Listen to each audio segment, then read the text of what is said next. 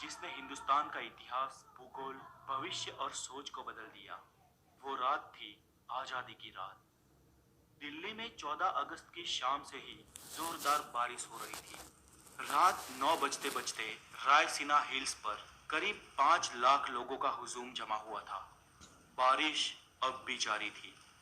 रात को करीब 10 बजे सरदार पटेल, जवाहरलाल नेहरू, डॉक्टर राजेंद्र प्रसाद और माउंट बेटन वाइसरॉय हाउस पहुंचे। 14 अगस्त 1947 की रात 12 बजने में कुछ ही मिनट बाकी थे। तब पंडित जवाहरलाल नेहरू ने दो लाइनें कहकर अपना प्रवचन शुरू किया। At the stroke of the midnight hours, when the world slept, India will be awake to life and freedom. चंद ही मिनटों में 12 बजे और 15 अगस्त का ये दिन भारत के लिए खुशियां लेकर आया।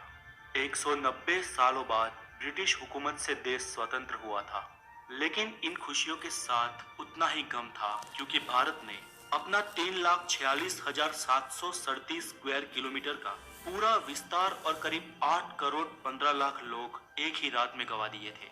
देश दो टुकड़ों में विभाजित हुआ था, हिंदुस्तान और पाकिस्तान। हिंदुस्तान यूं ही आजाद नहीं हुआ।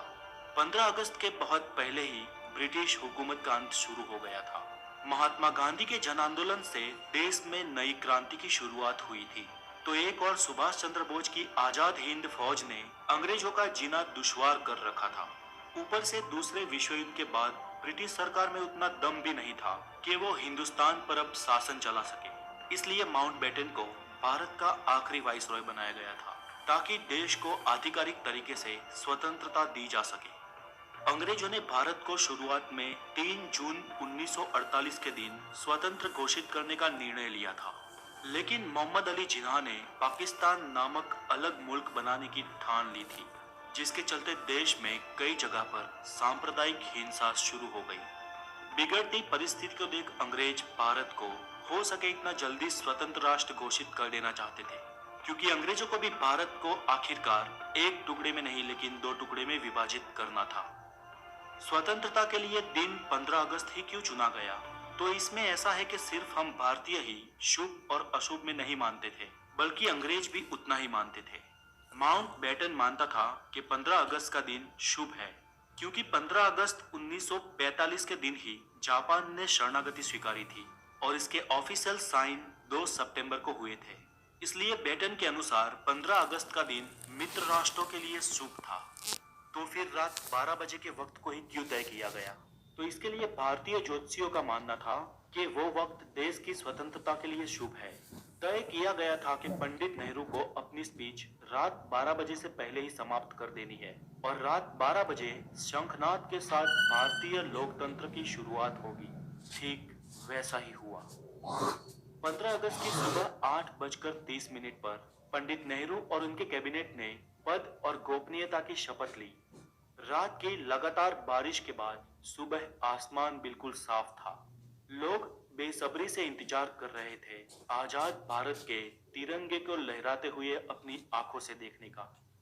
देश के तिरंगे को सबसे पहले जवाहरलाल नेहरू ने रात को 12 बजे ही पार्लियामेंट सेंट्रल हॉल में लहराया था और दूसरी बार सुबह 8:30 पर भव्य राष्ट्रध्वज को जनता के सामने ब्रिटिश राष्ट्रध्वज को उतारकर लहराया गया।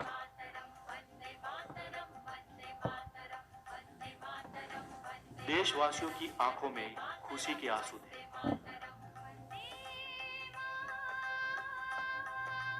आजादी के बाद 15 अगस्त के दिन ही एक साथ अंग्रेजों ने देश को नहीं छोड़ा।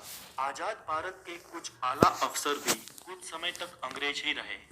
1500 ब्रिटिश सैनिकों की पहली टीम 17 अगस्त 1947 के दिन अपने देश रवाना हुई, तो आखिरी टीम 27 अगस्त 1948 के दिन निकली।